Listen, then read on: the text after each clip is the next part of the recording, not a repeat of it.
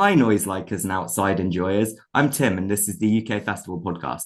Today, I'm talking to Nick Moffat, the band leader behind the Old Time Sailors. Now, if you've seen any of my videos, you know I love this incredible folk assemble, featuring 20 plus members and playing a hardcore selection of punked up traditional tunes, metal covers, and the absolute best in poker. OTS have taken the UK festival scene by storm. So, first of all, how would you describe the Old Time Sailors to someone who's never heard of them?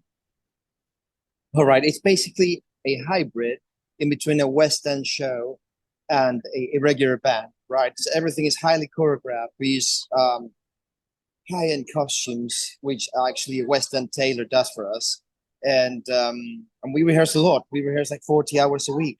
Unlike most bands, it's a lot of rehearsing time, Mm. and we just try to nail it and get it right, make it much better every year. We don't focus as much on original songs.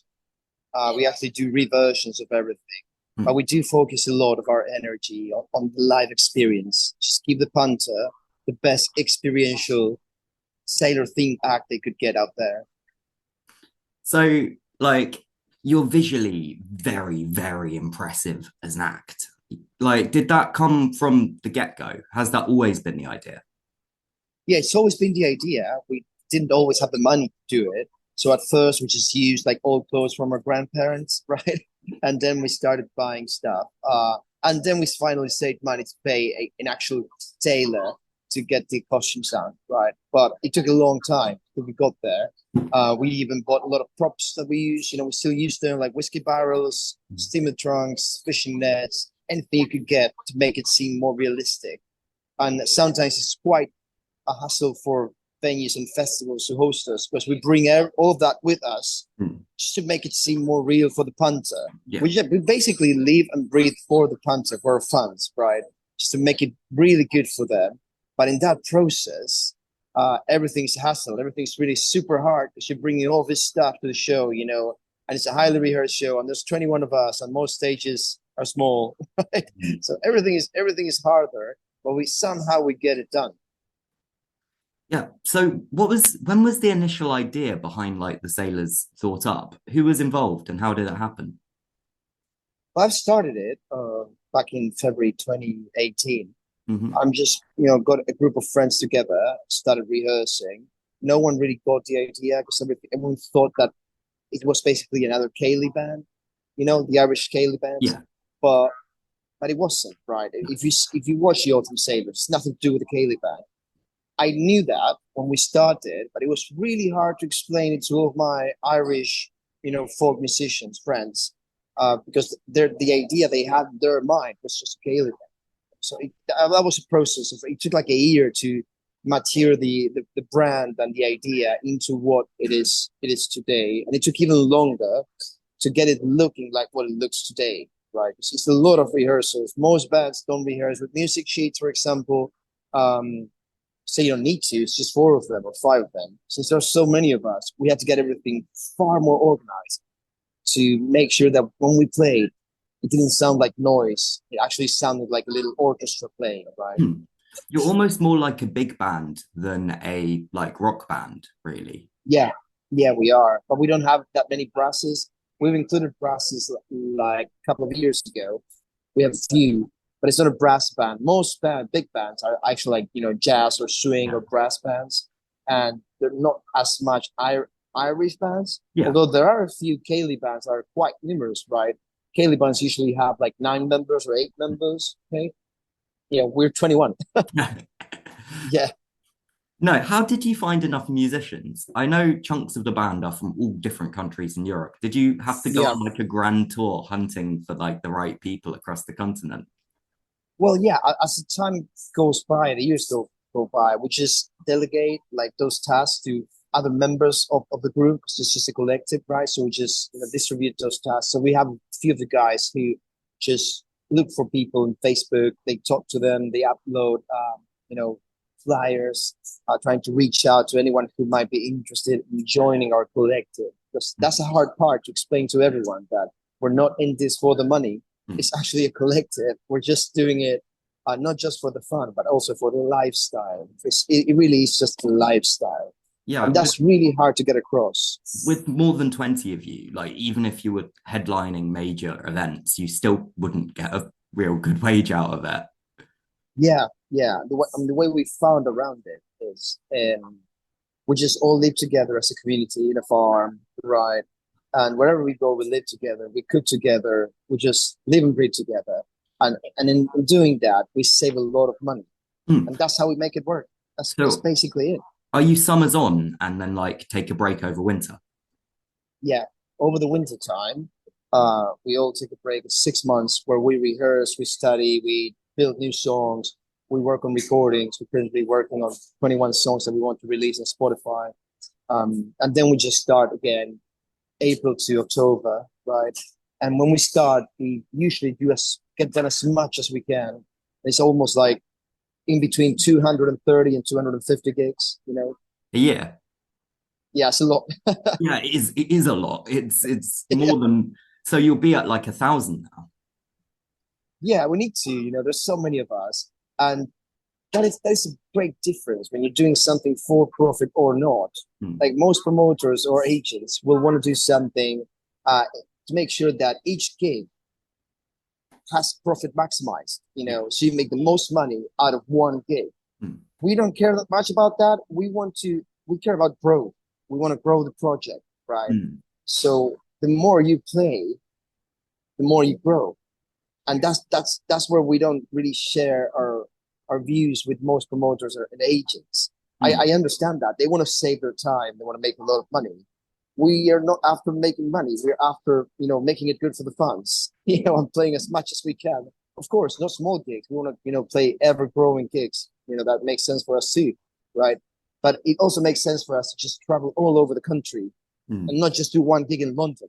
I would just rather do a lot of gigs around London area, Northampton, right, Hmm. Sussex, Reading, and not just focus in London. Whereas a big agent would just have us play for 3,000 people in London once, Hmm. but we don't want to do that. No, it's much more fun to go to every single festival. Yeah, yeah, So, what are there any advantages to having so many band members?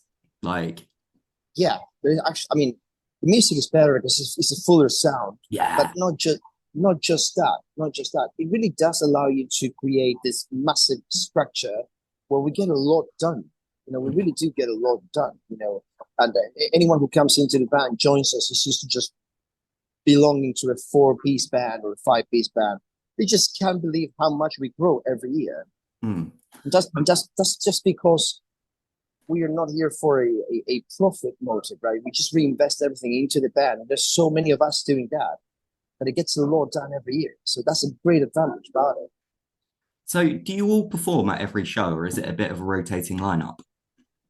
We all perform at every show, but we rotate during the show. No one realizes, but Hmm. the way we have it set up is pretty much like, the Roman army, where Yeah. the front line is just there for a while Hmm. and then it moves back and someone else moves frontwards, right?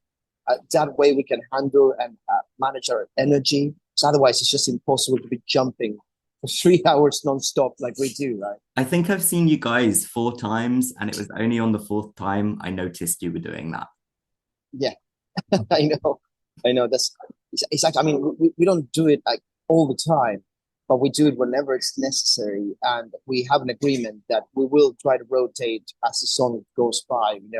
And we have um, program choreographies, right? So everything is thought of, but it's also spontaneous as well. So it's not exactly like a West End show where everything will be exactly the same way at every show. We have little variations of it at every show just to make sure that people don't get bored of it and they don't get wise on it, right? Yeah. And I would have thought if you're all together all the time, you can be changing up what you're doing, like just chatting about it as you go and be like, oh, maybe we should put the tuba out into the middle of the audience, sort of thing. Yeah, yeah. We actually do, and we all work together. We all work on the music sheet. We all bring new ideas, new choreographies. We try to change things all the time just to make sure people don't get bored of the show, right? I would have thought with so many people in the band, you could be at risk of like maybe developing like a few arguments and tensions. Does that happen much? All the time. Um, Most of the time it doesn't because throughout the the off season when we're rehearsing, we try to get everything as transparent as possible. Mm. We try to have all the chats we need to have then instead of having them during the tour, right? Which makes things highly complex. During the tour, you're really tired. Mm. You really don't want to be arguing with people about things that you already agreed on. Yeah. But you know what? It's a big group. It's not just 21 musicians. You're talking about at least 15 other people behind it in production, sound guys, radio frequency guys, drivers, roadies, even the cook, right? So overall, you're talking about like 40 people. So That's it's impossible for, legitimately pirate ship crew size. yeah, it's impossible for people not to have an argument or a disagreement. We have a lot of rules, and we've even used some stuff that is used in schools, like the usual distinctions and sort of things like that to get people to think more about the other person that is living with them. I'm talking about tidying up after yourself, Yeah. washing the dishes after you use them, things like that. Being a good flatmate. That's where the arguments happen during the tour, as things as simple as that. Mm. It's not creative, it's not money. It's just you haven't done the washing up. Yeah, exactly. Because you have to I'm live with them.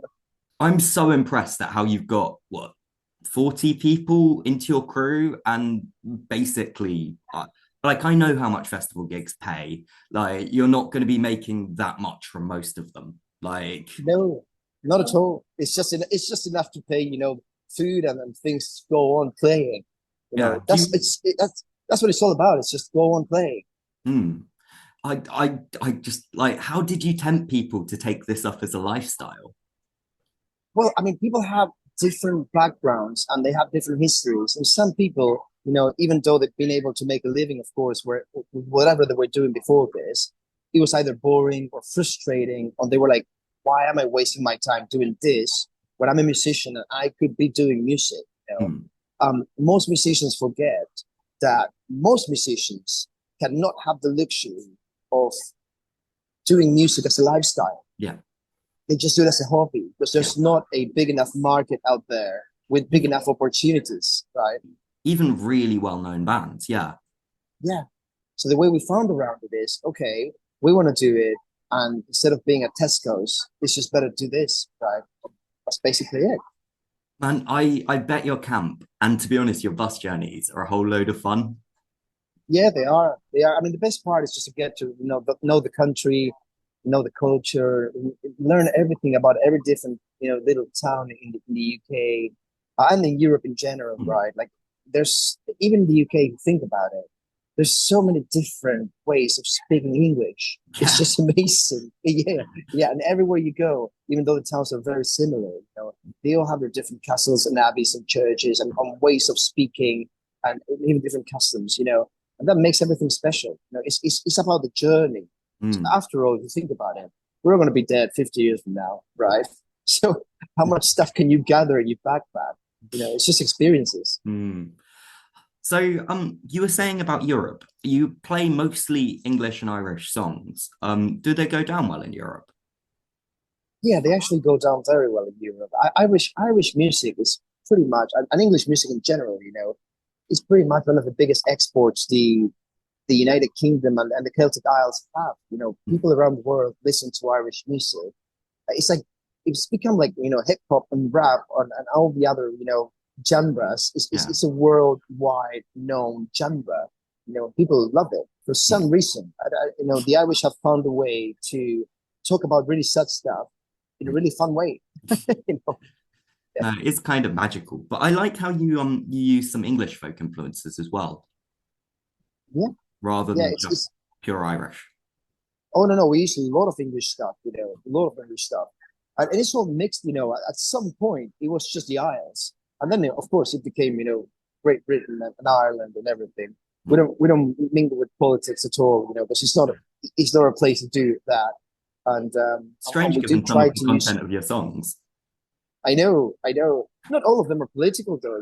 Not all Some of of them are them, just but love some of them songs. are. Yeah. Oh, some of them are. Loads of them are. It's just like Irish music. You need to either love it or not. We love it. Hmm. That's music that I listen to, and even the guys. there's a lot of the band that they never heard Irish music before joining the group, and then they start listening Irish music, and they're like, "Wow, this is actually really good." So yeah, Mm. it's very special. So, did you expect to grow to the size you've got to by now? Because you're like your show at Download was massive. Must have been 10,000 people in that audience. Yeah, there were. That was great. Before we started, there was no one there. We were really nervous. It's like, oh shit, we came all the way here, and there's actually no one inside the tent. Mm. You know, and all of a sudden, before we start, somehow by any miracle, and it wasn't raining outside, it wasn't the rain, so it just got filled. People I were did, really curious about the gig. yeah, I didn't even know you were there, and then walked past the tent and just heard it leaking out, and was like, "Well, I'm going in there." I know, I know, and I can't start to explain to you how hard it was to land that gig because we were trying to explain Live Nation that we can do a really good job as a shanty band at a metal and hard rock music festival, Mm. and they were like, "What?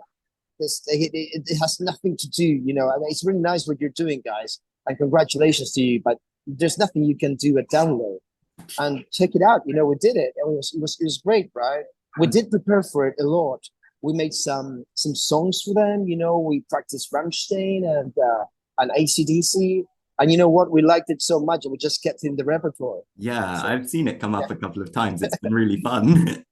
yeah, yeah. So I particularly like one artist you cover. The Dreadnoughts are honestly my favorite band. Oh, yeah. I was lucky enough to meet Nicky, lead singer, Mm. this year, and he shared one of the gigs with us. At Rebellion, he joined us on stage and he played there with us. He's so great, and it's such a unique voice. And it was the first time in my life that I was able to see one of his live shows that I've helped They are organize actually the in best rock Devon. band, Oh bar God, bar none. yeah, yeah, yeah. It's amazing. I mean, he's such a great frontman. He Yeah. gets everyone playing games with every song. It's just like whoa. The whole show was learning for me. I was just there, first in line, just learning from him. It's amazing. Did you hear his secret? He makes all his band members do a like 8-week theatre course before they come on stage with him, so they know how to act. Really, Yeah, wow, it might be that eight makes days, sense. but yeah, he's so pro, and it's kind of you don't when you listen to the Dreadnoughts and it's like cider, cider, cider. You're like, you don't expect them to be pro, you expect them to be hammered. And I mean, to be fair, I've seen them play a hammered gig as well, and it was fun, but it's not quite the same. But No, they're not. They're all drinking water. They don't do anything. The guy's totally straight. It's amazing. I actually asked them, why don't you guys play larger venues? You could be playing larger venues. He literally told me that he doesn't want to do that. I was like, wow, amazing. yeah, Yeah, like, well, he's a professor. Like, he's got his income sorted. He doesn't need to make money from the band, though he has considered it a couple of times. But yeah, have you had anything to do with Bellowhead? I Um, don't think so. oh, you should check them out. They're the only other band on your Hello. scale I can think of. Like, they're still only, I think it was only 12 members, but it's a similar sort of like Oh, intense. I'll search that. Do you which festival have you guys had the most fun at this year? Download. Really? Oh, did you stick around, or did you just come in for the one day? No, we just came for one day because we play every day. Yeah. I mean, Glastonbury is always great. We had a lot of fun, but we played 18 gigs at Glastonbury, so that was really tiring. Jesus Christ. I guess you Yeah, had to because of the way tickets for members work at Glastonbury. So you've got to yeah, go to every little venue and do a show there, and yeah, like yeah. two I tickets mean, a piece. we were lucky enough to play some big venues as well, so it was totally worth it. Like we played Avalon Stage, which is amazing. Eddie Barkin was great. It's great to work with. Kylie was mental, and Haggis is great. Haggis had us at Sensation Secrets again. This time around, there were 12,000 people waiting for us. That was great. Well, Yeah, we're starting to know who you are now. yeah. I guess yeah. That helps a lot. It does. Hmm. Do you have any big? You were saying earlier you're putting some tracks up on Spotify, yeah? It, Yeah, we're starting really soon. But basically, we had bad luck and we recorded 21 songs. And then we was let down, basically, meaning we paid for the whole process. Hmm. And what came out of it wasn't usable. So we had to start again. Yeah. And we started again. Yeah. Yeah, I know. I know. They kept the money too. So that was hard. I, And I mean, I would have thought, honestly, the way I would go about recording your shows is one mic at the back of the room and just sort of kind it's of impossible. It's impossible. We tried that. We did try that. Well, I mean, actually, what we have now, which is like a USB that we sell, which is some underground songs. It's like 40 songs. We recorded back in COVID times, and we all used our cell phones in our rooms, right? And it's actually pretty decent to hear so them you if you all listen had to your it. own phone as your mic, and that's brilliant. And you composed it all together into like a massive layer cake. Yeah, and you know what? It actually worked, and we've been using it until now. But that stuff is not good enough for Spotify, right? Mm. And that's why we're recording this other 21 songs. We're doing it really professionally, but it takes forever because each of our songs, if you think about it, has like 75 tracks. Yeah, yeah, because That's like vocals that's like 10 times as much work as any other band. more. So we yeah, but we're getting it done. We're getting it done. Yeah, it's gonna look good. It's gonna be up there in Spotify. I think you'll see the first song before the end of the year. But So, speaking of your songs, your version of Grace O'Malley, I've never heard it anywhere else. it's I- it's not our version. I will never steal anyone's version. okay, The band that plays it is from Italy, right? They're called the Rumples. But the the sad thing Rumples. is, yeah, Rumple. The Hmm. sad thing is, I think the guy that used to sing it, which has like a unique voice for that, he's not part of the band anymore, right? Um, So I'm not sure they would be able to perform it as they used to, you have know? you thought about getting him into the old time sailors?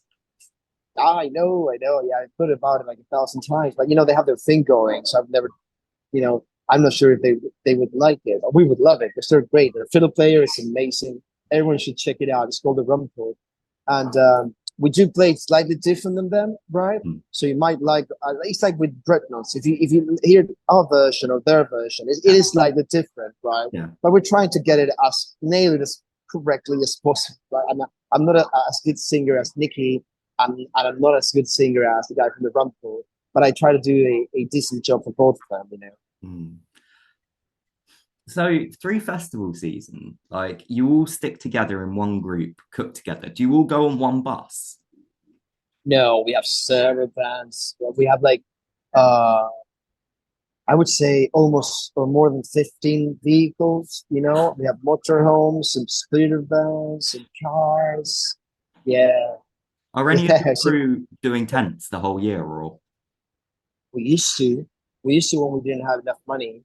And now we're just we have a big base in Devon, right? Which we use. It's amazing. And we're building one just like it in Belgium.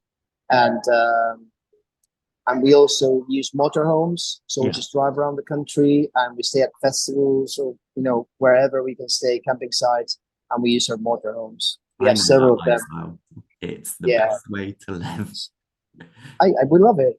I mean, it's always a hassle, So people that don't do this, they look at you like a weirdo, right? Hmm. Like, what are you doing Yeah, while you're the living going around the in a country for motorhome? no money in a motorhome. Why are you doing this? Like you could have a job and a house. No, I don't want those things. Well, I mean, yeah, I've had them. I mean, I understand why it makes some people really happy. Hmm. It doesn't make us necessarily that happy. I'm just so glad to hear you guys kind of are the real deal. I thought it might be a bit more professional, a bit more like for profit, but No, I'm really, I it's guess it not. can't be, but I'm just excited that it's like Well, this the good collective the good thing. thing is we we we never got a grant. We've never got a subsidy. We don't have sponsors. We don't have investors. So All it's the you all, guys, all it's just us playing, and yeah, it's just us playing. but it means no one can control you, which is kind of fantastic. We're very independent, and that's why there's a lot of agents that don't like us that much, because it just means that we'll never be a huge profit for them. You Yeah. know, some Well, agents understand it and they work with us. Managers, agents, because they get how we work and they still make their share, right? They still make their share, but we well, just don't work like most agents do. while agents might not like you, I would have thought promoters absolutely love you. Oh, I can't. If I did that, I risk being cancelled by the mafia, so I can't do it. Yeah, yeah. It's just like that. It's just like that. You can't be pointing fingers, the podcast, things like that, because you will be cancelled. There is a business going around the music industry. Everyone knows that to get a big stage, a big slot at a big stage, you need to be marked with record labels and with the agency business, right? It's just how it works. People don't hear the music they want to hear. People hear the music agents and record labels want them to hear. That's how it's been working for a long time. And I think that's how it's going to work for a long time still. This There's is nothing I why can do about that. this is why I Yeah. love the tiny independent ones put on like by festivals, put on by like, three Mm. or four people like who do it for the love of it. Places like Maui, for example, Maui. Yeah. or 2000 Yeah. trees on a slightly bigger scale. Um, I can guarantee that Silas at Maui is fully independent. yeah, That's one guy that is fully independent. But there's a lot of independent festivals that say they're independent and they're not really independent. yeah. I They don't mean, act as independent either.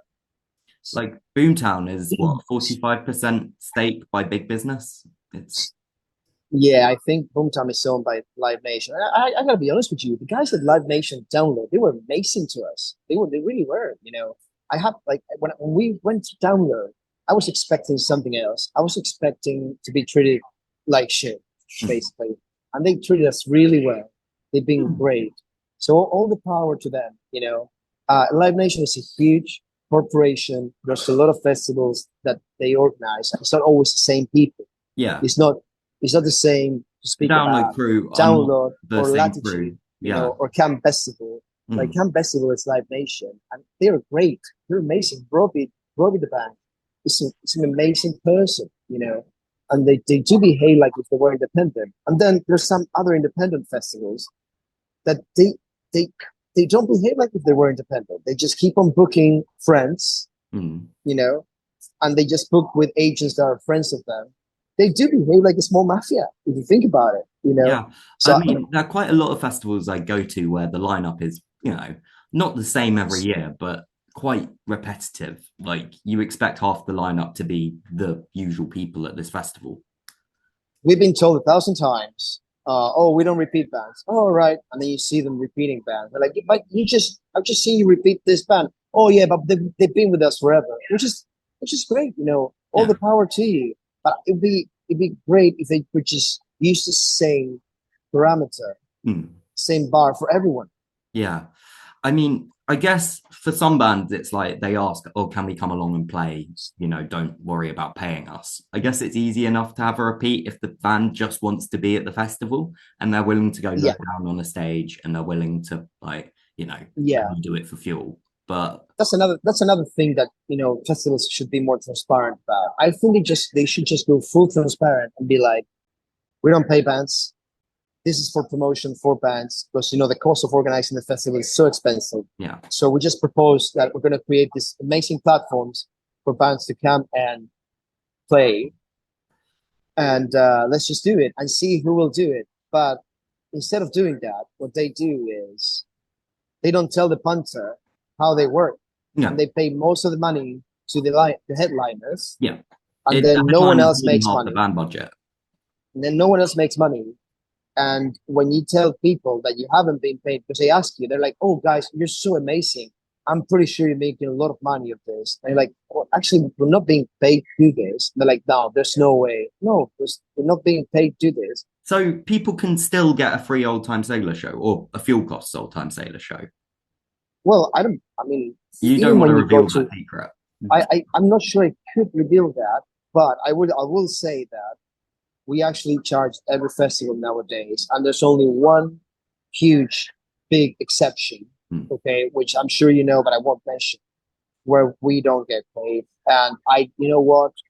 I think it's a fair deal because you get a lot of promotion of it and you make yourself a week of it and you enjoy it.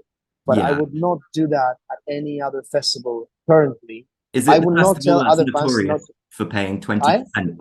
Is it the festival that's notorious for paying 20% of what all the other festivals pay? I'm guessing it might be, or even Yeah. less than 20%.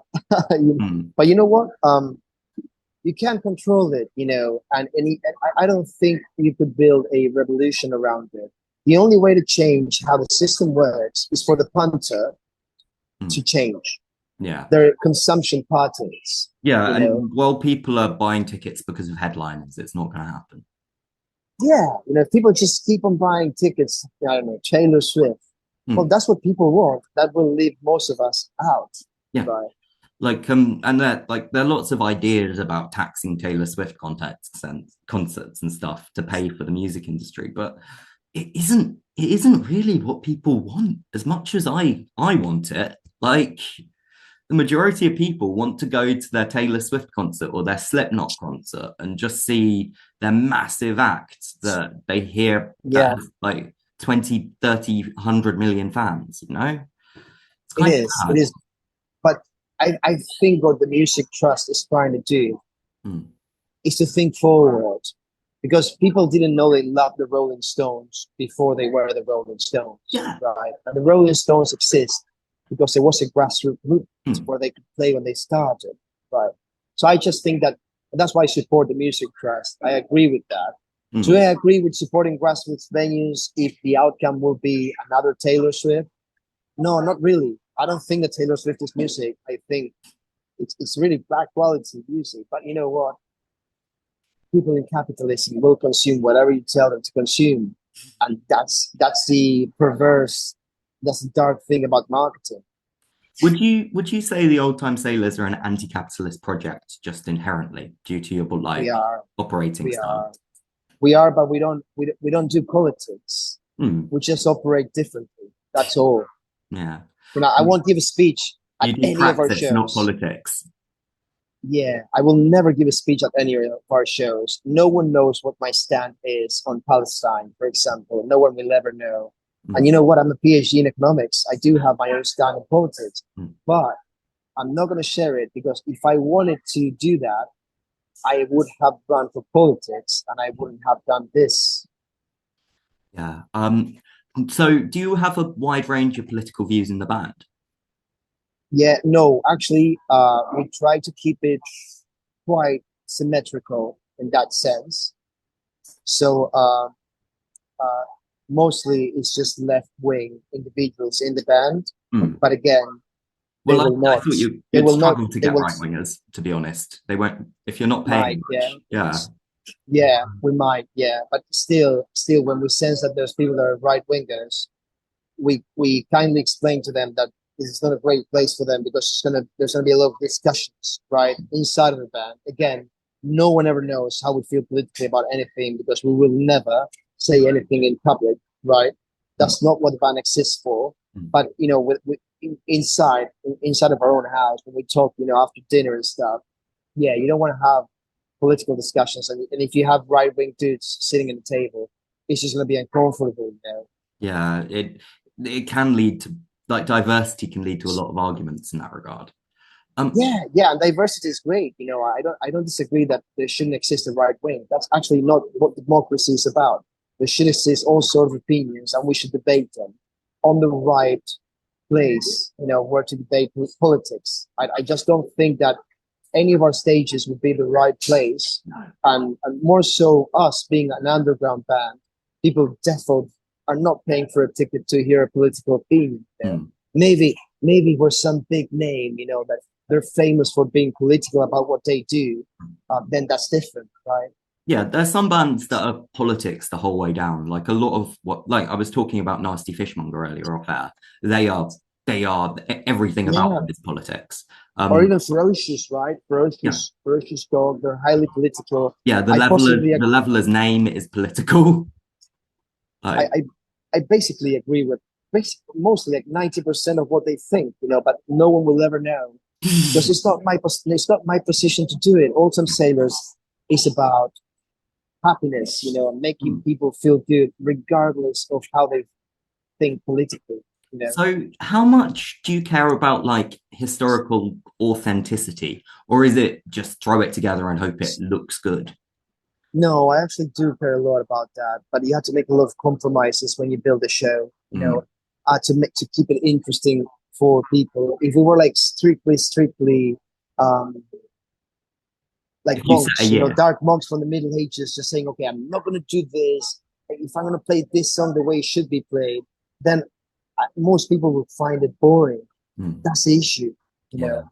Like shanty music, Mm.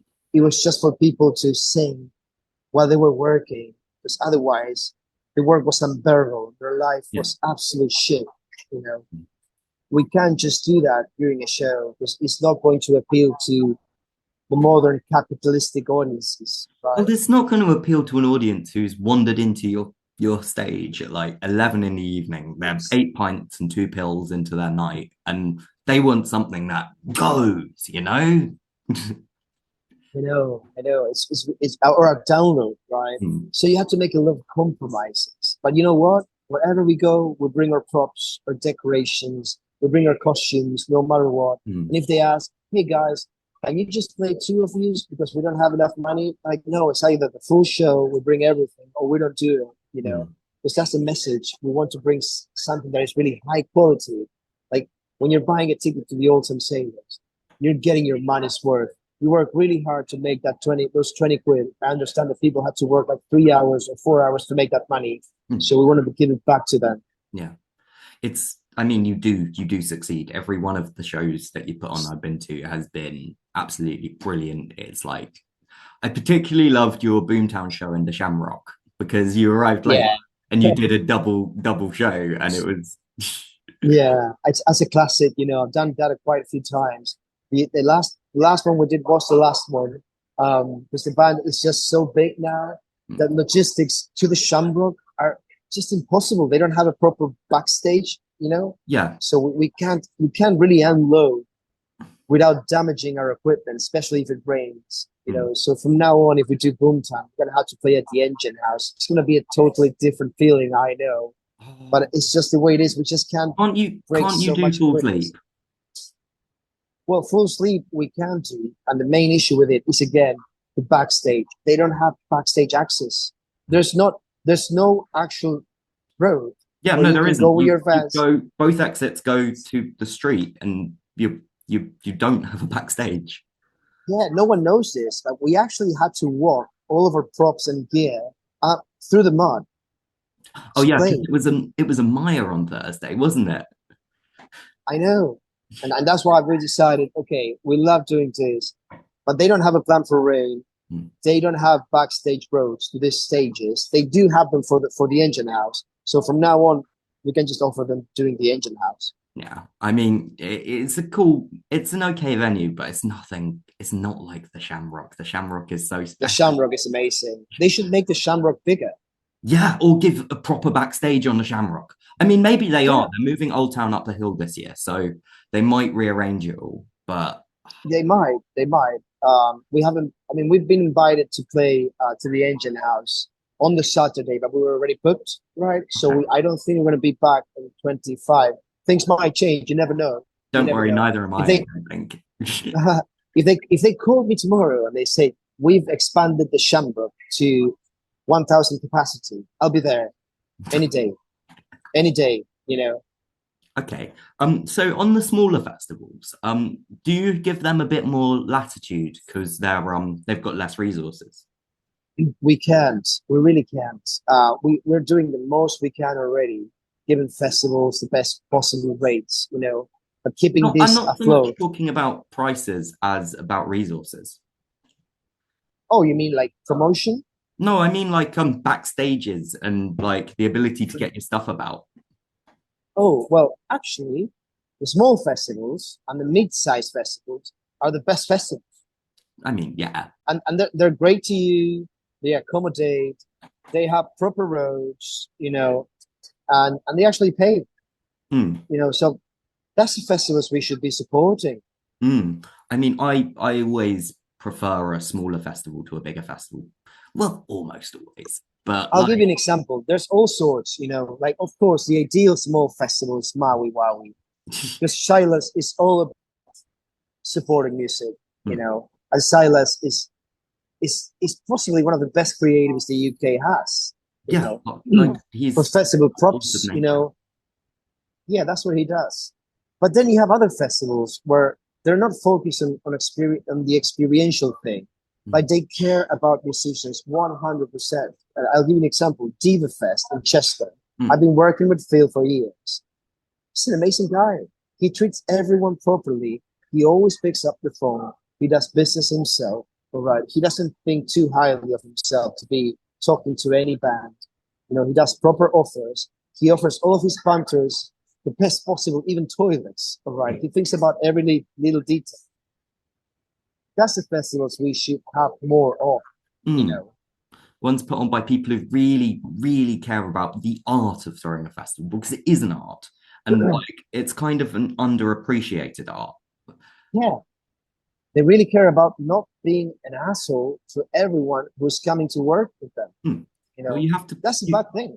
You want Most them back. festivals. At the end of the day, you want everyone to come back. And if you're an Well, asshole, that's a big problem. That's a big problem. Most festivals don't want underground musicians back because there's so many underground musicians wanting to play. But basically, festivals today are organized by production, for production. They don't give a shit about the fans. They don't care about the punters. They say they do, right? But you know what? If I go to your festival, I just pay 300 quid to go to your festival, and all I get is a chemical toilet that is up to the roof, full of shit, literally. Okay, then you don't really care about the punter. No, you don't really care. There are a lot. There are actually, I often can tell whether it's a production first festival or a punter first festival. And like punter first festivals will have essentially shot themselves in the foot production wise. Like they'll do something that's clearly difficult for them to do, but it's worth it for the customer experience. But it's quite rare that you see that. It's very, very, very rare. They care, and I understand it. Organizing a festival has become so expensive. Like it's unaffordable, and no one is helping them. No one is helping them. But you know what? That's why they should be transparent. Maybe like Secret Garden Party did, Secret Garden Party just said, okay, we're dropping the headline. And that was very transparent on their behalf. Yeah. But what I wasn't so sure about is, wait a minute. Are you telling everyone that you're not going to pay musicians or you're going to pay them very low fees? Or you're just telling them that you're dropping the headlines? Because you should be fully transparent and share your plan with the world so the world can agree or not with it. No. Like I would like a festival to release its books entirely. That could be a really strong marketing point deployed, to be honest. Some festivals have done it for a long while. I think, wasn't it Joe from Fire in the Mountain that did that? I just don't remember. If it was him. Fire in the Mountain, right? I have been trying to get into that festival for the past 3 years. Still no luck. I know. Yeah, we've been trying to play as well, but they don't have a budget. It's amazing. Everyone who goes there, but it's just an experience. Yeah. At least I think that Joe is totally transparent about it, and that's what I'm talking about. Just be transparent about it. If you're gonna put all your money in your headlines, and you're going to not be able to pay the other artists, why don't you put it up there on your website so that the punters, when they buy the tickets, they know what they're buying. Otherwise, you're deceiving people. That's deception. And that's the part I don't agree with. Yeah, no, you're right, actually, because when people go to a big festival, they are essentially buying a concert from the headliners and the production, and all the other bands just coming along for fun. Yeah, but you know what? If they didn't have the underground bands, they wouldn't have a full festival. They wouldn't have a festival at all. Like I can list so many festivals where I don't care about the headliners. I'm going for someone way down the lineup who probably isn't getting paid. Again, it's reality. It's not their fault at all. They can't control how capitalism works. They can't control how government works, but they can control how transparent they are. And if they're not telling people that next to any headline, there's another band that made all the way up there, rehearsed all year, they're a great band, and they're just being paid £200 to play there, that's not fair. Yeah. Yeah, no, you're right. So completely changing the subject, right? If you were to go back to 1800 with the band and have absolutely no amplification, no electricity whatsoever, do you think you could put on a viable show? That's how we started, actually, and it was amazing. Our best shows were back in early 2018 when we just played with no amplification at all. We only played for 80 to 100 people, and it was amazing because we could move around. We didn't have to set up as much, and we could spend much more time setting up our props and decoration to make it look like a real ship, right? It was amazing. There was one big problem about it. You could only we lost a lot of money. We just lost a lot of money, and the problem goes back again to the punters. The punters are not used to paying for art what art is actually worth. Yeah. What it costs there's no way fine. And yeah, there's no way fine. They can't afford it. Like whether they'd pay for it or not, I couldn't afford to pay £100 for a ticket, and that's what they could afford it. They could afford it, but they would have to drop other things that they've become addicted to. They've all become addicted to having the last iPhone, a modern computer, a car, a motorbike, or a huge mortgage for something that they didn't really need, and they're just contributing to this huge real estate bubble where the only winners are the contractors. So we've all sort of fallen trap of these consumption patterns, which we become addicted to capitalism, and of course, it's really hard to think out of that mindset.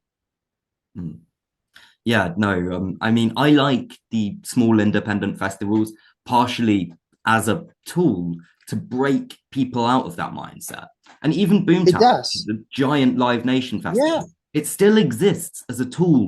Like someone's going to go for Disclosure or Jason Status or whatever, but they're going to get lost. They're going to wander into your show and they're going to see, oh my God, there's so much more. And not just that, the lifestyle as well. Because if you go to a festival like Boomtown, you see a lot of people just living this gypsy lifestyle, sleeping in tents, using compost toilets. It's just showing you a different way to live. I think that Luke's message, which is trying to get across the idea of a sustainable living, it's a fair message. I do think that the way he tries to get it across, it's evidently created by someone who has not studied economics, but at least he's got the good intention to get across a message that is different from the consumption patterns that we're being forced into thinking since the day we were born. Yeah, like you're taught in school, about money and things costing things and economics, and people just look at the world from the Homo economicus point of view, and they understand everything that way. And it's no, what I do, I've made less than £1,000 the entire time I've been doing it, and I still do it because I love it. And there is an emotional reward to it. Okay. And sometimes to get that same emotional reward, you had to pay for substances, pay for massages, do holiday trips, all of that, just to get the same thing that you're getting out of doing your podcast. Yeah. I would be, if I hadn't started being creative, I think I would have slipped into quite a hole of drugs and misery, And I expect that's true of a lot of people. Well, we've all been there. We've all been there because, life is hard and you try to disconnect in so many ways to not explode, to avoid, exploding basically. Life is hard, and people who do such incredible stuff often just don't get rewarded for it. And it's horrible to watch. No, but you know what? The best thing you need in this whole experience, so journey, is the people you do it with, and you have to stop wanting the system to reward you for something that the system is not even aware that you exist. And you have to focus more on the rewards you get from your own people, your Yeah. brothers who are doing this with you, you know. I would rather like 100 people who I know and who I know love festivals saw my content than 10,000 who didn't really care and I have no idea who they are. Like I know, and that's why I would just rather play for less people who really get what they're doing, just like Nikki does, right? yeah. Than playing like arenas for 5,000 people because we've become this um, just Taylor Swift sort of product. Yeah. Okay? So at the same time, there is like the upside of playing the big venues, getting the big crowds, which is you get to expose people to your stuff and maybe they'll like it. Oh, they'll like it. They'll love it. It's all about marketing. These days, with marketing, you can get people to buy anything. I mean, there is a reason why Taylor Swift is famous. You know, it's just a big business right around it. Yeah. Do you find you get like a particular sort of person who comes along to old Not times? really. I mean, we have two sorts of shows. We have the family show, Hmm. where it's mostly families and seniors go to watch us, you know. And then we have a power show, which is darker. We do the dreadnoughts, right? That sort of stuff. And then we get people that are, you know, more like festival-like, younger. I had to be honest with you, 95% of our shows are family shows, only 5% are power shows. And the only reason why we do the power show is because we love it. So Because essentially your it takes so festival. much time to rehearse it, you know. It's so much rehearsing to play just for like 20 or 30 shows. So if I see you at late at night, is it likely to be the power show? Yeah, Wow. yeah. I have a rule, and I've gotten into a lot of trouble with this. Mhm. I only play the power show at night, and I had to compromise a lot because our concept of night is like when it's dark, and we've been asked to play the power show like at 7 p.m. or 5 p.m. We did it. It's not going to be the same. You Mhm. know, it's a darker show. It's meant to be played at night. I can't do it right daytime. And people don't get it. They're like, why can't you just, you know, it's your show. You should be able to do it. Yeah, it's the show that I've designed to play late night. Mm. You know, So it's at messy. download, right? You were playing at what, 4, 5? It was daytime, but it was very I cloudy know in a it's dark super tent. hard, but the tent saved us. Yeah. Tent saved us. You know, thanks to that big top, Mm. it looked dark. Yeah. You could have pretended it was night perfectly easily. Yeah, yeah, that's what saved us. Because if they had us do that daytime on the main stage, I would have hated it. No. I honestly I love your performance, but I don't think it would work on the main stage, really. Or on a main No, stage. I'm a little worried about seeing you in Copper County because I know, I know. Big tops are great. We do main stages with our family show, and there, you know, it works really well. Like we open for Madness twice. We've opened for Sir Van Morris, and we do Camp Festival main stage as well. Even Womat, all works amazingly well. You know, the family show is designed for that. Early slot, 5 p.m. main stage. People will love it. It's a perfect crowd warm up, right? yeah. But the power show, that's different. It's almost you use the power show when you are the main attraction as such, like at Maui. You know. But now it's that sort of crowd that will love our power show. You Yeah, know, that's true. it's a very specific crowd. It's a very specific crowd. You know, I mean, the only huge crowd that we play for that loves the power show is download. You know, Metalheads. and if we yeah, and if we play Bloodstock, this same thing. Mm. You know, but if I do the power show Camp Festival at 5 p.m., not going to work. Don't be a bit confused. We do the power show at Camp Festival, but you know where we do it? Caravanserai. Ah, yeah, late at night, presumably. So, Yeah. how late are you guys willing to put on a show, or is there? Oh, we played. Yeah, we've started shows at 2 a.m. and we finish at 5. You know. Yeah, You'll do it we're all used to it. night. Oh, yeah, we're used to it. We go to bed like at 5 a.m. You know, because it's just the way it works. You know, events, the night industry, you know, the music industry. You have to be ready to play late. Is my understanding right that European festivals pay a little bit better than British ones, or is that? Way better, way better. Hmm. Yeah, 2 or 3 times more. How? Like, UK musicians are being ripped off. yeah. Yeah, straight up. But not only Yeah, musicians, everyone in the industry pretty but much. you know why? You know why? Why? There is one secret. There is more funding from governments.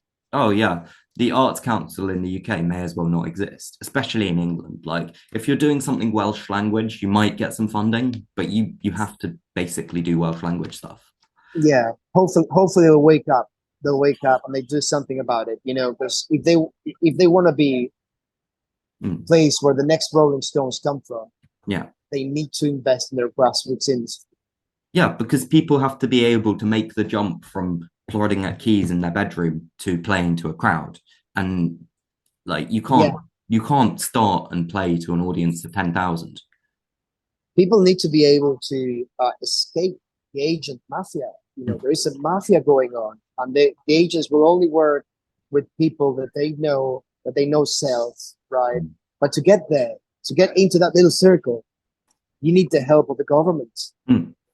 Well, pretty much. Yeah. You need to get incredibly lucky and have the help of the government or someone like Simon Cowell.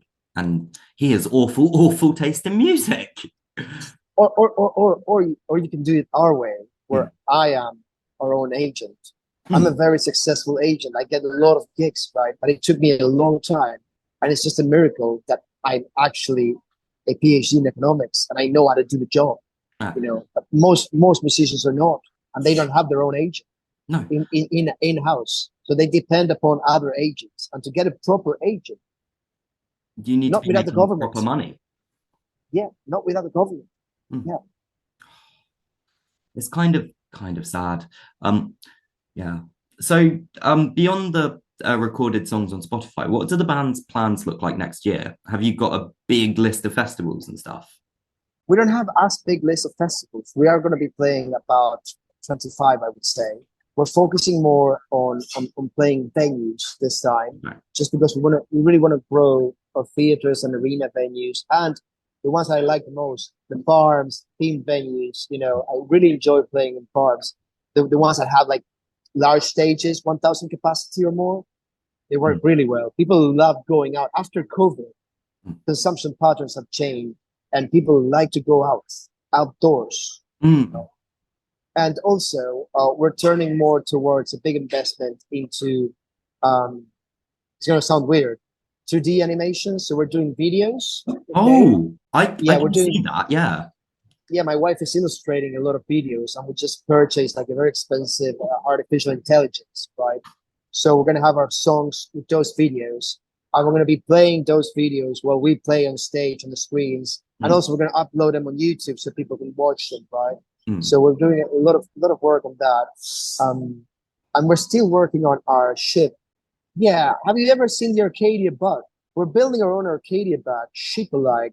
It looks like out of a Mad Max movie. So it's a ship like, out of four-wheel drive, Leyland fire engine from 1979, airport Oh, one. So it oh looks like a ship my, already. oh my Yeah. God. So it's like this moving giant venue on wheels, four-wheel drive. So you can just, go through mud and festivals. Are And you we gonna get there are you gonna and we try and make play. it road legal or is it gonna be a trailer queen? No, it's not going to be a float. It's not going to be road legal because it's just not efficient with diesel. Yeah. We don't want to waste diesel, but we just, use a low loader to get it to festivals. And Yeah. once it's in the festival, it can tackle several areas in the festival, no Yeah. matter if it rains or not, so it's going to be fine. So we're working on things like that, not just on focusing on playing festivals because, playing festivals, the issue is it could be a trap Mm. if you just keep on playing large festivals for no money, just Mm. for the exposure, and that's the only way you can tap into new audiences, you sort of become like a slave, Mm. you know? Yeah. Yeah, And at because some point with festival audiences, you're gonna reach most of the people who are interested in it. yeah, they And get it's gonna wise start to it. rolling over and you'll lose fans and gain fans and you'll stay at a steady level, like has happened to a lot of artists. Yeah. So if you ask me what festivals you really want to play, I really want to play the festivals that will get us new audiences. Glastonbury, Cannes Festival is always a winner. Maui, and of course Diva Fest. And then Woman is great. Woman is not happening, but Woman is amazing to get new Yeah. audiences. And you know what? Download. Love it. Yeah. Yeah. I mean, download Bloodstock. You know, we want to do Bloodstock. So I think there's a lot of people there, new people that would like what we do. have you considered doing an American tour? Yeah, many times over. We're gonna do it. It's gonna happen. It's just like a 3 year compromise. You know, yeah, it's a 3 year compromise because when you go there, you have to do it good. It's a big country. You have to stay there for a long time. When Mm. you know we're like a circus. So when we Yeah. move, we move. You know, it's a moving giant. Yeah, no. One thing I almost think would make sense for you guys is because you've got so many bodies, you could almost put on your own festival just using your own band members as crew. We have our own festival. It's called Tide Over Festival in West Devon. Is that yours? Um, I yeah, didn't know you guys put on a festival. yeah, we put on our own little festival for 1,500 people in When West is Devon. it? When is it? It's gonna be 19th, 21st of July this next year, Okay. Oh, I might have to something like readjust that. my plans. Yeah, I Oh, like it. yeah, Yeah, of course I'll like it. Yeah. yeah. One other, just quickly because I want to do this. A few festivals I think you should probably consider. Everything by Fueled by Cider, first of all. So like Outsider, Insider. Well, been trying it for 1,000 years, but Kev just doesn't want us there. You know, I'll have some words with him. I Also, he loves the show. He loves the OTS. For some reason, he thinks that we don't pull the tickets. I would have thought you would absolutely smash it at Cursus. Like, Yeah, we would. We would. I'm not sure why. I mean, I've seen him book like all these bands like shanty punk bands and Britners and things like us. He's hmm. never seen our show live. He's never seen us live, and I think that's the reason why. Yeah, I mean, I've got to convince him. Also, Equinox up north. It I've been in touch. They never got back to us. I mean, I had a nightmare getting through to them when I was trying to get in contact as well. Maybe they haven't even checked our emails. So if you know Um, them, yeah, I do. So I'll send you some contact details for them because they are okay. they are lovely people. They're just a bit like that, you know. Hard to get to. Yeah. Yeah, yeah. No, I quite yeah. But once you're in, you're kind of in with them, I think. So Oh, love it. yeah, I'll try my best. Um, so final question. If you were like building a festival, massive scale, and could have anyone along to perform, living or dead, what would your lineup look like? Oh my god. Without the big names, you mean, or with the big names? Big names and without the big names. Everyone you want, man. I don't know so many of the small names, to be honest with you. You know, so I'm not the best person to ask that because you know It's I know the your small own names. dream I know the festival. small names. It doesn't matter whether you've got huge tastes or just what you want. That's what I want to hear. Well, I've never had my chance to watch Queen live when Freddie was alive. You Mm, know, I've always been a big fan of Queen. So that's one of the things that I would like to. I'm a big fan of 80s music, like mm, Sting and things like that, and they're still playing, right? So, um, I it's just big names like that. Going to the small names, they're mm. still alive. The people that I would want to watch things like Elvana, I love it. Oh, You love Elvana's Elvana, yeah, Elvana's fun. Elvis fronted yeah. Nirvana, except he doesn't sound Um, anything like Elvis. I know, and of course the Dreadnoughts is one thing which is seriously love. So I would want to have them on bigger stages, but they don't want to do it. Mm. So The thing is, yeah, the weird thing is they're perfect. They're a main stage band. They play like a main stage band. They act like a main stage band. They could play audiences of 10,000 and it would work so well. But mm, I they see don't why. want to do it. Yeah. They don't want to do it. And well, bands like that, of course, Dreadnoughts. And there's this one guy that is just amazing how good he is, and he should be more famous than what he already is. He's called Matt Dog McRae. Mad Dog You might have McRae, heard of yeah. him. Yeah, I've heard of him. Mm. Yeah, it's just amazing. I would definitely have him on the small names that you mentioned. The other things that I hear, you know, you'd be surprised. I love Edith Piaf, for example, Oh, things like well, that. she's Yeah, gorgeous. Like, yeah, come on. and I listen to a lot of Vivaldi and things like that. So I wouldn't want to bore people with my boring tastes. Yeah, Yeah. The one thing I would say is if you haven't heard this band from, I think they're from Barcelona. Hmm. Yeah, I think they are. They're called El Pony Pisador, El right? Pole Pisador. Okay. Yeah, El Pony Pisador. Yo, they're amazing. Hmm. Okay, Okay. they're amazing. They're amazing, and I would totally have them. I've spoken to them. It's a very different thing to what the Dreadnoughts do. You Hmm. know, it's a very happy thing. They've even recorded things with the Longest Jones. You know, Yeah. uh, yeah, yeah. Well, I think, for example, I think the Longest Jones are great.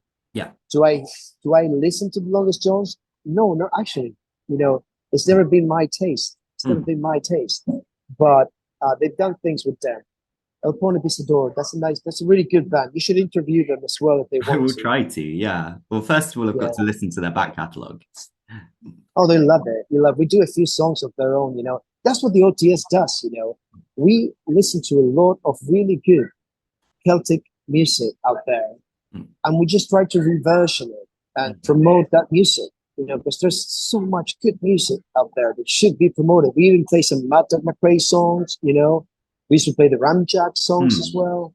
I It's love the just Ramjacks. They're so silly.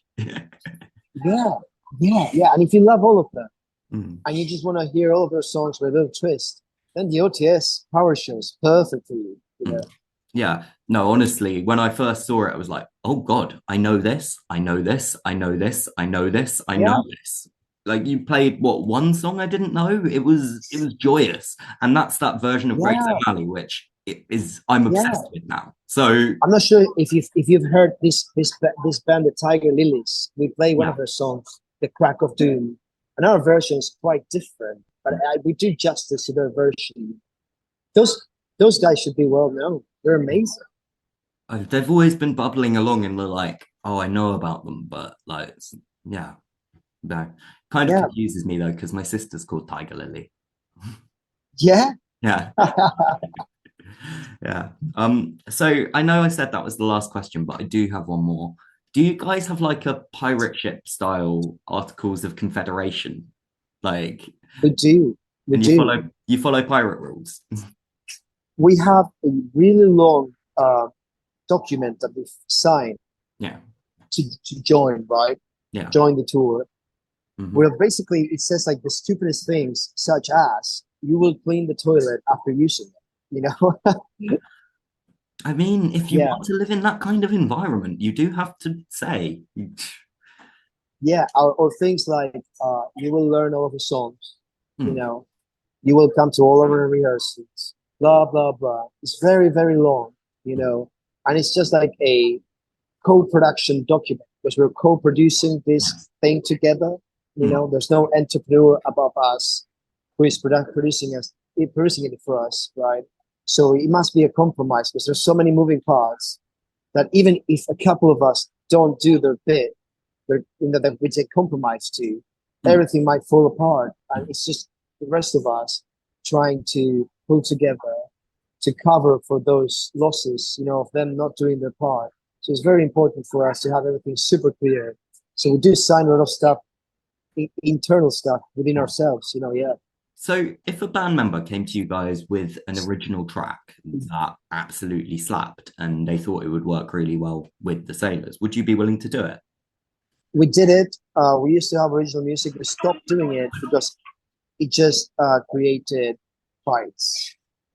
I can see that because you've got I'm 28 people all wanting to put their creative energies to use. Yeah, you know what? I didn't start this to be fighting. I didn't start this to do something about egos, you know. Hmm, And we don't want big egos here because to be a community, the one thing you need to do is leave your ego hmm, outside, hmm, you know. So we decided that no matter how much that would help us to be famous, we're not going to do it because it's going to lead to a lot of fights. hmm.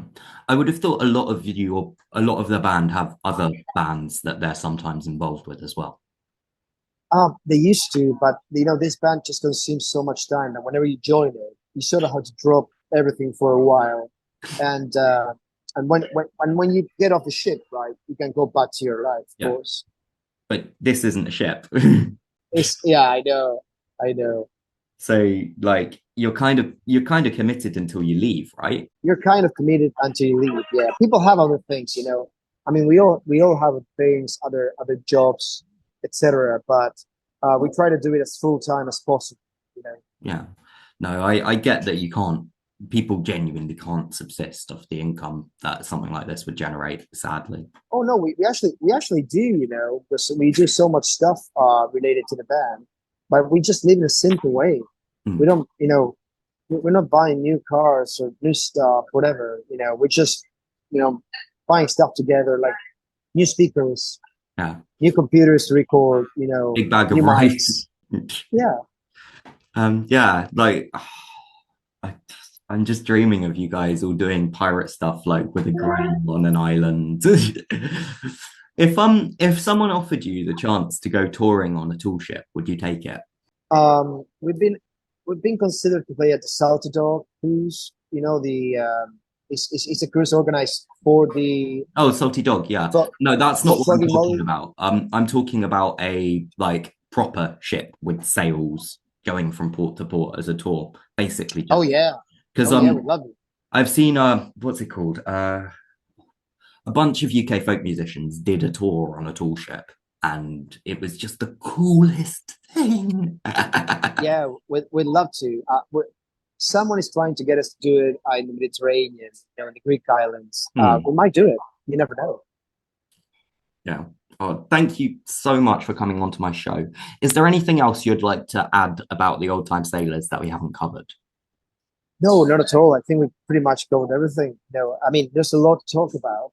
Hmm. And I do appreciate people like you having this podcast for the festival people to find out more how festivals work, you Yeah. know, and how the underground industry works, and that what we can do to help musicians. And when in your case, especially in the UK, you know, to strive and to go from grassroots to another level. I'm not saying famous, but a sustainable level. Yeah. A job. Turn it into a job. And so many people fail when they try that, and it's so sad.